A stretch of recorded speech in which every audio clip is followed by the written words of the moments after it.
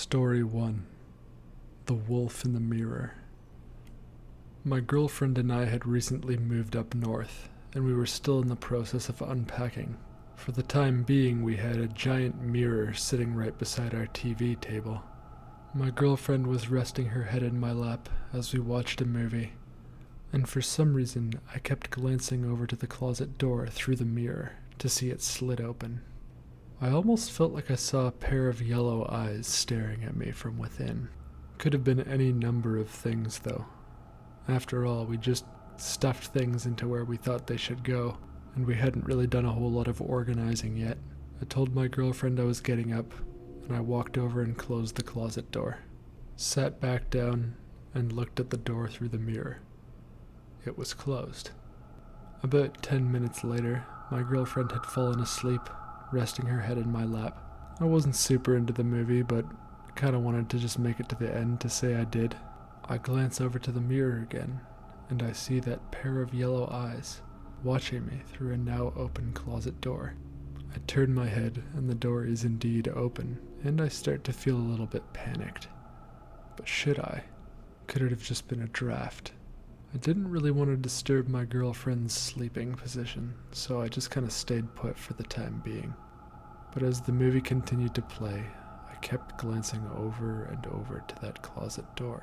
The eyes seemed to be getting brighter with time, and at one point I saw them emerge. They were attached to what looked like a wolf made out of smoke, its fur blowing away and regenerating. It was staring right at me through the mirror, crouched down like it was stalking me. I got up as delicately as I could and walked towards the mirror, turning my head over and over, looking for the wolf that didn't appear anywhere else. My girlfriend grumbled something, but didn't wake up. The wolf didn't seem interested in her in the mirror. It was only coming for me. I grabbed a pair of scissors that were sitting on the TV table and turned around. Still nothing, and in the mirror, ever closer. I open the scissors and start stabbing into the air. My breathing becomes rapid. I'm panicking. I misstep, and I fall backwards, shattering the mirror. My girlfriend awoke and was looking at me, confused. I don't remember what I said, but my explanation was making her look more alarmed and confused. I kept waiting to feel its teeth sink into me, but they never did. I still sometimes wonder what could have happened if I hadn't accidentally broken that mirror. Story 2. Floating Smotherer. When I was in my 20s, I decided to do a bit of soul searching and go on a solo road trip across the country in my old Mazda. Most nights, I'd pull onto a small country road and sleep in the car. It was always a bit alarming because of the vast darkness right outside my window. It felt like such a small barrier between me and the unknown.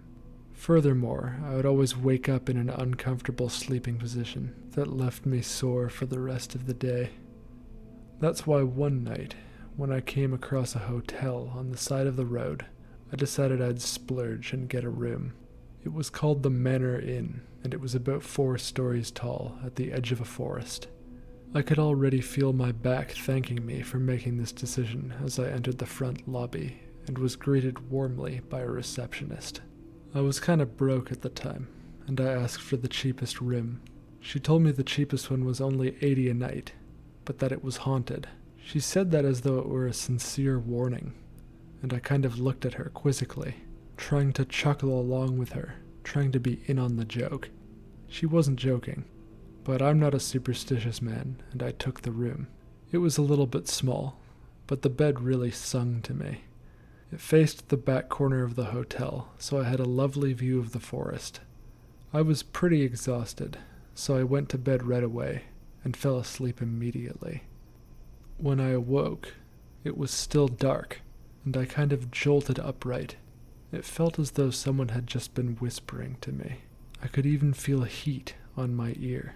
I whirled around, looking in all directions, but saw nothing, only the darkness of the room.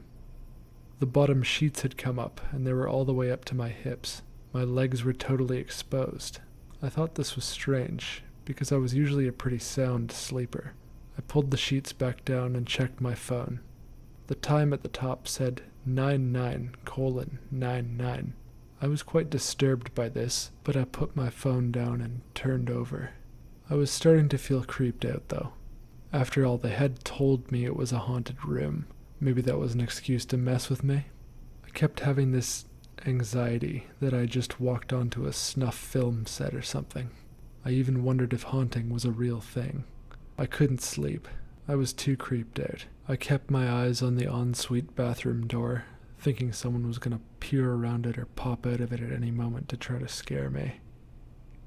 "Shh, your breathing is too loud," a voice said just behind my left ear.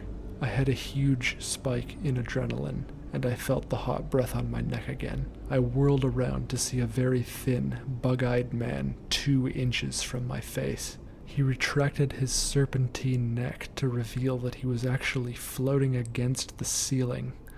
I screamed in a way that I didn't know that I could and tried to bolt out of bed.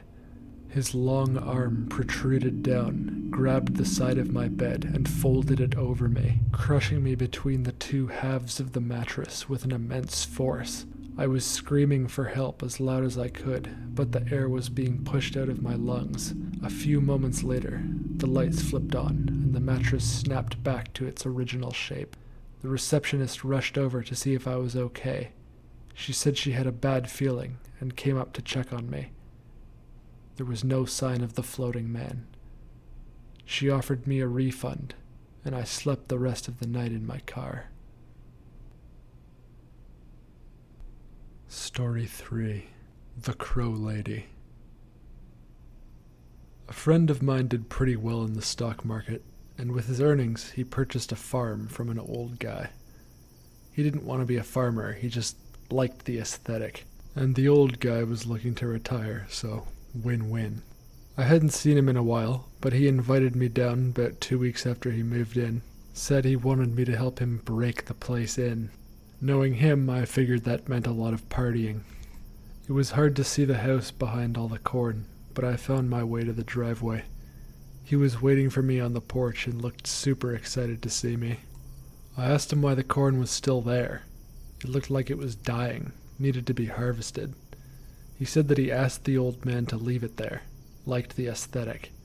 He helped me carry my bags up the old wooden stairs to the guest room and plopped them down. He then told me he'd be waiting downstairs for me and left me alone to unpack.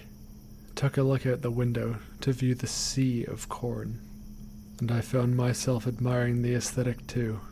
I continued with my unpacking, getting my toothbrush into the bathroom, and my shampoo and my soap.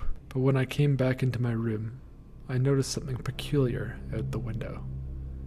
There was a woman, wearing a wedding dress, walking from right to left across my field of view. It was actually difficult to see her through the corn. But another peculiar thing was a flock of crows that seemed to be following her, swarming around her. A flock of crows. Didn't really make sense, and I'm talking dozens here. I stared for one more moment, trying to make sense of what I was looking at, then went downstairs to ask my buddy about it. "What's up with the chick in the wedding dress walking through your field?" I said, with kind of a smirk on my face. My friend turned to me, and his jaw dropped to the floor. Then, a look of excitement appeared on his face, and he bolted up the stairs. I followed after him. He was staring out my window. I could see over his shoulder that the woman was still there. "Oh my God," he said under his breath, and then bolted past me again down the stairs and out the front door. I chased him through the field to the place where he had seen the woman. At that time, I thought, maybe it's a neighbor who he's been having trouble with. "Dude, what's going on?" I asked him. "It's a ghost, bro," he said. "What?" I just looked at him like he was an idiot. "Yeah, the old man called her the Crow Lady. I hadn't actually seen her yet." "You believe in ghosts?" "Of course, dude." I always knew my friend was kind of an idiot, but I didn't know he was this much of an idiot. My buddy then began to tell me that the old man had told him not to look at her for too long. What happens if you look at it for too long? My buddy didn't know. We went back in and forgot about it for the rest of the week. Literally, as the week consisted mainly of drinking on the porch. On my last night there, I found it difficult to sleep. I never slept very well when I had a long drive the next day. I got up for a bit and paced around my room, and then noticed something out the window. It was the woman. The moon was glowing off of her dress, and I could still tell, even in the dark, that there was a flock of crows trailing her, even more than when I had first seen her. I was just way too curious. I couldn't look away. I clambered down to the edge of the windowsill and peered over it, thinking that might prevent her from seeing me watching her. After about 60 seconds, she stopped moving. Slowly, she turned to face me and raised her arm to point directly at me. At this moment, I knew I had made a huge mistake.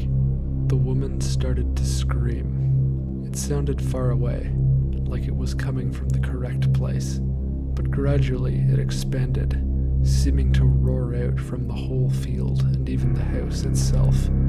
It was deafening, and still I couldn't look away until the last moment when I saw a barrage of dark objects against the sky. Crows shattered the window and I hit the deck. I was too shocked to even scream. The crows were cawing extremely loud and crashing into everything in the room. The screaming had stopped, but my friend ran in and started freaking out too. The crows flew out my door and then crashed through the front door window. My friend stepped carefully over the glass to see if I was okay. He looked outside and has since told me that at that point, the woman was gone. I apologized and paid for his windows.